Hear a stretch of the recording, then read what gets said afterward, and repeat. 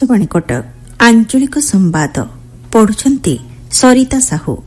मुख्य संवाद बीजेडी वरिष्ठ नेता रणेन्द्र प्रताप स्वाई सप्तदश ओडिशा विधानसभार कामचला बाचस्पति भावे नेले शपथ।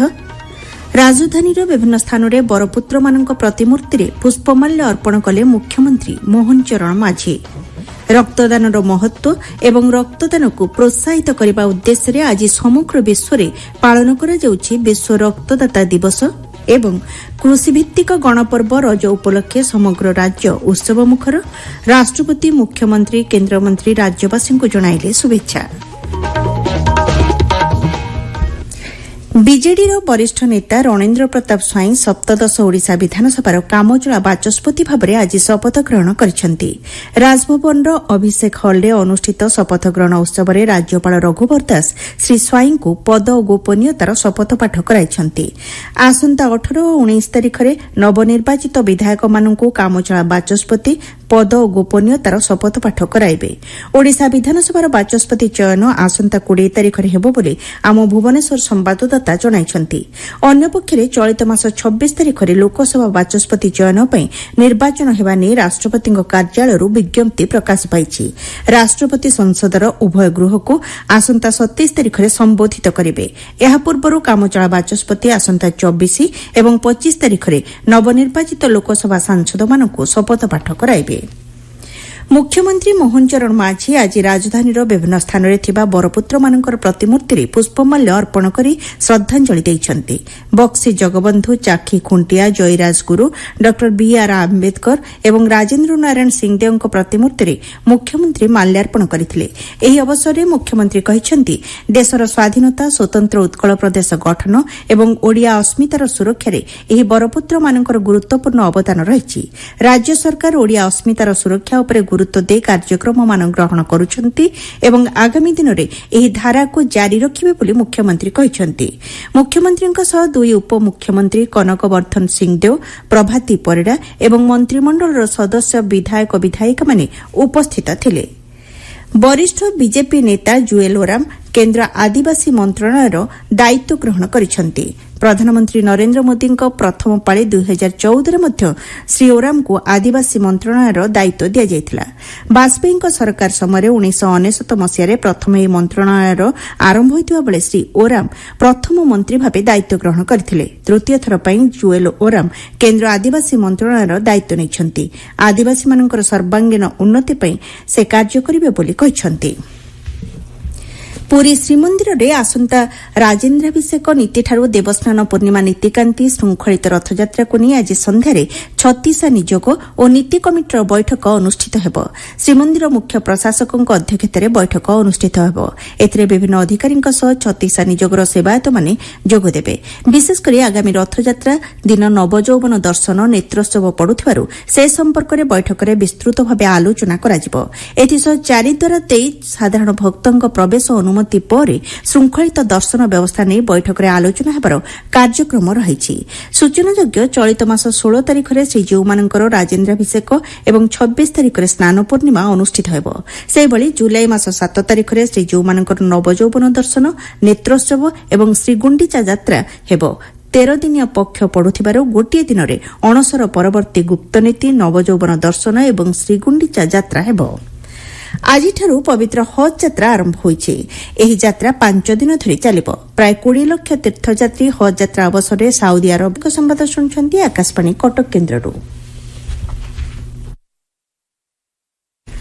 राज्यर कृषिभित्तिक 3 दिनिया गणपर्व रज आजिठारू आरंभ होइछि। आसंताकाली रज संक्रांति एवं ता परदिन भूमि दहन पालन कराजिब। सुखिला भूमि रे वर्षा पानी पड़िबा परे माटीर प्रजनन शक्ति बढ़ी थाए। सेथिपई एही 3 दिन जमीरे चाष करा जाई न थाए। परंपरा अनुसार एही 3 दिन विश्राम एवं मनोरंजनर समय होइथिबारु गां ठारू पुरपल्ली पर्यंत रज पालन करा जाई थाए। रजरे झियो माने नूतन वस्त्र परिधान करी दोली खेली थांती। पिठापणा सहित सांस्कृतिक कार्यक्रम मान करा जाई थाए। रज पर्वर चतुर्थ दिन रे बसुमती स्नान करा जाई एही पर्व शेष होइताए। रज अवसर राज्यवासी को राष्ट्रपति द्रौपदी मुर्मू शुभेच्छा जणाइछन्ति। राष्ट्रपति सामाजिक गणमाध्यम माटी और मेघ को सम्मान जणाई ପିଠା ମିଠା ପାନ ଓ ଦୋଳି ଖେଳ ମାଧ୍ୟମରେ ଓଡ଼ିଶାର ଜନସାଧାରଣ ଏହି ପର୍ବକୁ ଆନନ୍ଦର ସହିତ ପାଳନ କରିଥାନ୍ତି। କୃଷିଭିତ୍ତିକ ରଜ ପର୍ବ ଉପଲକ୍ଷେ ରାଷ୍ଟ୍ରପତି ଦେଶବାସୀଙ୍କର ସୁଖ ଶାନ୍ତି ଓ ସମୃଦ୍ଧି କାମନା କରିଛନ୍ତି। ପ୍ରଥମ ଥର ପାଇଁ ରାଷ୍ଟ୍ରପତି ଭବନ ପରିସରରେ ରଜ ପର୍ବର ଆୟୋଜନ କରାଯାଇଛି।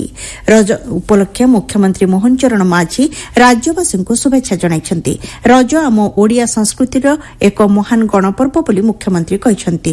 ପ୍ରକୃତି ନାରୀ ଓ ଧରିତ୍ରୀକୁ ପୂଜା କରିବା ଓ ସମ୍ମାନ ଜଣାଇବାର ଏହି ଅନନ୍ୟ ପରମ୍ପରା ହେଉଛି ରଜ ବୋଲି କେନ୍ଦ୍ରମନ୍ତ୍ରୀ ଧର୍ମେନ୍ଦ୍ର ପ୍ରଧାନ କହିବା ସହ ରାଜ୍ୟବାସୀଙ୍କୁ ଶୁଭେଚ୍ଛା ଜଣାଇଛନ୍ତି। ଖୋର୍ଦ୍ଧାର ଅଧିଷ୍ଠାତ୍ରୀ ଦେବୀ ମା ବରୁଣେଇଙ୍କ ପୀଠରେ ଚାରିଦିନିଆ ରଜ ମହୋତ୍ସବ ଆଜିଠାରୁ ଆରମ୍ଭ ହୋଇଛି। ସେହିପରି ଟାଙ୍ଗୀ ବ୍ଲକ ଅନ୍ତର୍ଗତ ମା ଉଗ୍ରତାରାଙ୍କ ପୀଠରେ 5 ଦିନିଆ ରଜ ମହୋତ୍ସବ ଉପଲକ୍ଷେ ଭକ୍ତଙ୍କର ସମାଗମ ହୋଇଛି। ଭଦ୍ରକ ଜିଲ୍ଲାର ବିଭିନ୍ନ ସ୍ଥାନରେ ଧୁମ୍ଧାମ୍ରେ ରଜ ଉତ୍ସବ ପାଳନ କରାଯାଉଛି। 3 ଦିନ ଧରି ପାଳନ କରାଯାଉଥିବା ଏହି ଉତ୍ସବରେ କିଶୋର କିଶୋରୀମାନେ ନୂତନ ବସ୍ତ୍ର ପରିଧାନ ସହ ଦୋଳି ଖେଳୁଛନ୍ତି। ରାଜ୍ୟର ବିଭିନ୍ନ ସ୍ଥାନରେ ରଜ ପାଳନର ଖବର ଆମର ହସ୍ତଗତ ହେବାରେ ଲାଗିଛି। ସାଧାରଣ ବଣ୍ଟନ ବ୍ୟବସ୍ଥା ଅଧୀନରେ ରାସନ କାର୍ଡକୁ ଆଧାର ସହ ସଂଯୋଗ କରିବା ନିମନ୍ତେ ସମୟସୀମା ବୃଦ୍ଧି କରାଯାଇଛି। କେନ୍ଦ୍ର ସରକାର ଏଥିପାଇଁ ସମୟସୀମା ଚଳିତ ବର୍ଷ ସେପ୍ଟେମ୍ବର 30 ତାରିଖ ପର୍ଯ୍ୟନ୍ତ ବୃଦ୍ଧି କରିଛନ୍ତି। ପୂର୍ବରୁ ଏହି ସମୟସୀମା ଜୁନ୍ 30 ତାରିଖ ପର୍ଯ୍ୟନ୍ତ ଥିଲା। 2017 ଫେବୃଆରୀରେ ସାଧାରଣ ବଣ୍ଟନ ବ୍ୟବସ୍ଥା ଅଧୀନରେ ଲାଭ ପାଇବା ପାଇଁ ରାସନ କାର୍ଡକୁ ଆଧାର ସହ ସଂଯୋଗ କରିବା ବାଧ୍ୟତାମୂଳକ କରାଯାଇଥିଲା। ଏହି ସମ୍ପର୍କିତ ବିଜ୍ଞପ୍ତି ଅନୁଯାୟୀ ହିତାଧିକାରୀମାନଙ୍କୁ ରାସନ କାର୍ଡକୁ ଆଧାର ସହ ସଂଯୋଗ କରିବାକୁ ପଡ଼ିବ। ଯଦି ଆଧାର ନ ଥାଏ ତେବେ ହିତାଧିକାରୀଙ୍କୁ ଆବେଦନ କରିବାକୁ ପଡ଼ିବ। ରାଜ୍ୟରେ ଆସନ୍ତା 18 ତାରିଖରୁ ସ୍କୁଲ ଖୋଲିବାର ପ୍ରଥମ ଦିନରୁ ପିଲାମାନଙ୍କୁ ମଧ୍ୟାହ୍ନ ଭୋଜନ ଦିଆଯିବ ବୋଲି ଗଣଶିକ୍ଷା ବିଭାଗ ପକ୍ଷରୁ ସମସ୍ତ ଜିଲ୍ଲା ଶିକ୍ଷା ଅଧିକାରୀମାନଙ୍କୁ ଅବଗତ କରାଯାଇଛି। ସୂଚନାଯୋଗ୍ୟ ପ୍ରାଥମିକ ଓ ଉଚ୍ଚ ପ୍ରାଥମିକ ଶ୍ରେଣୀର ଛାତ୍ରଛାତ୍ରୀମାନଙ୍କୁ ପ୍ରଧାନମନ୍ତ୍ରୀ ପୋଷଣ କାର୍ଯ୍ୟକ୍ରମରେ ମଧ୍ୟାହ୍ନ ଭୋଜନ ଦିଆଯାଉଛି। ଚଳିତ ବର୍ଷ ଦେଶର ଅନେକ ଅଞ୍ଚଳରେ ଭୀଷଣ ଗ୍ରୀଷ୍ମ ପ୍ରବାହ ଅନୁଭୂତ ହେଉଥିବା ବେଳେ ଗତ ମଇ ମାସରୁ ଅଦ୍ୟାବଧି ଗ୍ରୀଷ୍ମ ପ୍ରକୋପ ଜାରି ରହିଛି। ଆମେରିକୀୟ ଅନ୍ତରୀକ୍ଷ ଗବେଷଣା ସଂସ୍ଥା ନାସାର ବୈଜ୍ଞାନିକମାନେ କହିଛନ୍ତି ଚଳିତ ବର୍ଷ ମଇ ମାସ ସବୁଠାରୁ ଉତ୍ତପ୍ତ ମାସ ଭାବରେ ରେକର୍ଡ କରାଯାଇଛି। ଗବେଷକଙ୍କ କହିବା ଅନୁଯାୟୀ ଗତ 12 ମାସ ଧରି ହାରାହାରି ବିଶ୍ୱ ତାପମାନ ପ୍ରତ୍ୟେକ ମାସରେ ନୂତନ ରେକର୍ଡ ସୃଷ୍ଟି କରିଛି। ଏହା ପୂର୍ବରୁ 2015 ଏବଂ 2016ରେ ଏଭଳି ପରିସ୍ଥିତି ସୃଷ୍ଟି ହୋଇଥିଲା। ନାସା ପକ୍ଷରୁ କୁହାଯାଇଛି ଗ୍ରୀନ୍ ହାଉସ୍ ଗ୍ୟାସ୍ ନିର୍ଗମନ କାରଣରୁ ଏଭଳି ପରିସ୍ଥିତି ଉପୁଜୁଛି। ଚଳିତ ବର୍ଷ ଜୁନ୍ ଓ ଅଗଷ୍ଟ ମାସ ମଧ୍ୟରେ ଲା ନିନା ପ୍ରଭାବ ସୃଷ୍ଟି ହେବାର 49% ସମ୍ଭାବନା ରହିଛି। ଏହାଦ୍ୱାରା ବିଶ୍ୱ ତାପମାତ୍ରା ସାମାନ୍ୟ ହ୍ରାସ ପାଇପାରେ। ଅନ୍ୟପକ୍ଷରେ ଭାରତର ଦକ୍ଷିଣ ପଶ୍ଚିମ ମୌସୁମୀ ବାୟୁ ଏପର୍ଯ୍ୟନ୍ତ ଆଶାଜନକ ଅଗ୍ରଗତି କରିନାହିଁ। ଫଳରେ ଓଡ଼ିଶା, ପଶ୍ଚିମବଙ୍ଗର ଗାଙ୍ଗେୟ ଉପତ୍ୟକା, ଝାଡ଼ଖଣ୍ଡ, ବିହାର, ଚଣ୍ଡିଗଡ଼, ଉତ୍ତରପ୍ରଦେଶ ଆଦି ରାଜ୍ୟର ଅଧିକାଂଶ ଅଞ୍ଚଳରେ ଗ୍ରୀଷ୍ମଲହରୀ ଜାରି ରହିଛି। ଦକ୍ଷିଣ ପଶ୍ଚିମ ମୌସୁମୀ ବାୟୁ ଅଗ୍ରଗତି ପାଇଁ ଅନୁକୂଳ ପରିବେଶ ସୃଷ୍ଟି ହେବା ଯାଏ ଏଭଳି ପରିସ୍ଥିତି ଲାଗି ରହିବ ବୋଲି ପାଣିପାଗ ବିଜ୍ଞାନୀ କହିଛନ୍ତି। ରକ୍ତଦାନର ମହତ୍ତ୍ୱ ଏବଂ ରକ୍ତଦାନକୁ ପ୍ରୋତ୍ସାହିତ କରିବା ସହିତ ରକ୍ତର ଆବଶ୍ୟକତା ସମ୍ପର୍କରେ ସଚେତନ କରାଇବା ପାଇଁ ଆଜି ସମଗ୍ର ପୃଥିବୀରେ ବିଶ୍ୱ ରକ୍ତଦାତା ଦିବସ ପାଳନ କରାଯାଉଛି। ନୋବେଲ ପୁରସ୍କାର ବିଜେତା ବୈଜ୍ଞାନିକ କାର୍ଲ ଲ୍ୟାଣ୍ଡଷ୍ଟିନ୍ ବ୍ଲଡ୍ ଗ୍ରୁପ୍ ଆବିଷ୍କାର କରିଥିଲେ। ଏଥିପାଇଁ ତାଙ୍କୁ 1930 ମସିହାରେ ନୋବେଲ ପୁରସ୍କାରରେ ସମ୍ମାନିତ କରାଯାଇଥିଲା। ମହାନ ବୈଜ୍ଞାନିକଙ୍କର ଜନ୍ମଦିବସକୁ ସ୍ମରଣ କରିବା ପାଇଁ ଗତ 20 ବର୍ଷ ଧରି ବିଶ୍ୱ ସ୍ୱାସ୍ଥ୍ୟ ସଂଗଠନ ପକ୍ଷରୁ ବିଶ୍ୱ ରକ୍ତଦାତା ଦିବସ ପାଳନ କରାଯାଉଛି। ଚଳିତ ବର୍ଷ ବିଶ୍ୱ ରକ୍ତଦାତା ଦିବସର ବାର୍ତ୍ତା ହେଲା ଦାନର 20 ବର୍ଷର ଖୁସି ପାଳନ, ରକ୍ତଦାତାଙ୍କୁ ଧନ୍ୟବାଦ। ଦକ୍ଷିଣ ଓଡ଼ିଶା ଏବଂ ଉତ୍ତର ଓଡ଼ିଶାର ଅଳ୍ପ କେତେକ ସ୍ଥାନରେ ଆସନ୍ତା 24 ଘଣ୍ଟା ମଧ୍ୟରେ ସାମାନ୍ୟରୁ ମଧ୍ୟମ ଧରଣର ବର୍ଷା ହେବା ନେଇ ଭୁବନେଶ୍ୱର ଆଞ୍ଚଳିକ ପାଣିପାଗ ବିଜ୍ଞାନ କେନ୍ଦ୍ର ପକ୍ଷରୁ ସୂଚନା ମିଳିଛି। ସୁନ୍ଦରଗଡ଼, ଝାରସୁଗୁଡ଼ା, ବରଗଡ଼, ସମ୍ବଲପୁର, କେନ୍ଦୁଝର, ମୟୂରଭଞ୍ଜ, ବାଲେଶ୍ୱର ଆଦି ଜିଲ୍ଲାର 1-2ଟି ସ୍ଥାନରେ ଗ୍ରୀଷ୍ମଲହରୀ ଅନୁଭୂତ ହେବାର ସମ୍ଭାବନା ରହିଛି। ଗତ 24 ଘଣ୍ଟା ମଧ୍ୟରେ ଦିନର ସର୍ବୋଚ୍ଚ ତାପମାତ୍ରା ଝାରସୁଗୁଡ଼ାଠାରେ 43.4 ଡିଗ୍ରୀ ସେଲ୍ସିୟସ୍ ରେକର୍ଡ କରାଯାଇଛି। ମୁଖ୍ୟ ସମ୍ବାଦ ପୁଣିଥରେ। ବିଜେଡିର ବରିଷ୍ଠ ନେତା ରଣେନ୍ଦ୍ର ପ୍ରତାପ ସ୍ୱାଇଁ ସପ୍ତଦଶ ଓଡ଼ିଶା ବିଧାନସଭାର କାମଚଳା ବାଚସ୍ପତି ଭାବେ ନେଲେ ଶପଥ। ରାଜଧାନୀର ବିଭିନ୍ନ ସ୍ଥାନରେ ବରପୁତ୍ରମାନଙ୍କ ପ୍ରତିମୂର୍ତ୍ତିରେ ପୁଷ୍ପମାଲ୍ୟ ଅର୍ପଣ କଲେ ମୁଖ୍ୟମନ୍ତ୍ରୀ ମୋହନ ଚରଣ ମାଝୀ। ରକ୍ତଦାନର ମହତ୍ତ୍ୱ ଏବଂ ରକ୍ତଦାନକୁ ପ୍ରୋତ୍ସାହିତ କରିବା ଉଦ୍ଦେଶ୍ୟରେ ଆଜି ସମଗ୍ର ବିଶ୍ୱରେ ପାଳନ କରାଯାଉଛି ବିଶ୍ୱ ରକ୍ତଦାତା ଦିବସ ଏବଂ କୃଷିଭିତ୍ତିକ ଗଣପର୍ବ ରଜ ଉପଲକ୍ଷେ ସମଗ୍ର ରାଜ୍ୟ ଉତ୍ସବମୁଖର। ରାଷ୍ଟ୍ରପତି, ମୁଖ୍ୟମନ୍ତ୍ରୀ, କେନ୍ଦ୍ରମନ୍ତ୍ରୀ ରାଜ୍ୟବାସୀଙ୍କୁ ଜଣାଇଲେ ଶୁଭେଚ୍ଛା। ଆଞ୍ଚଳିକ ସମ୍ବାଦ ବର୍ତ୍ତମାନ ପାଇଁ ଏତିକି।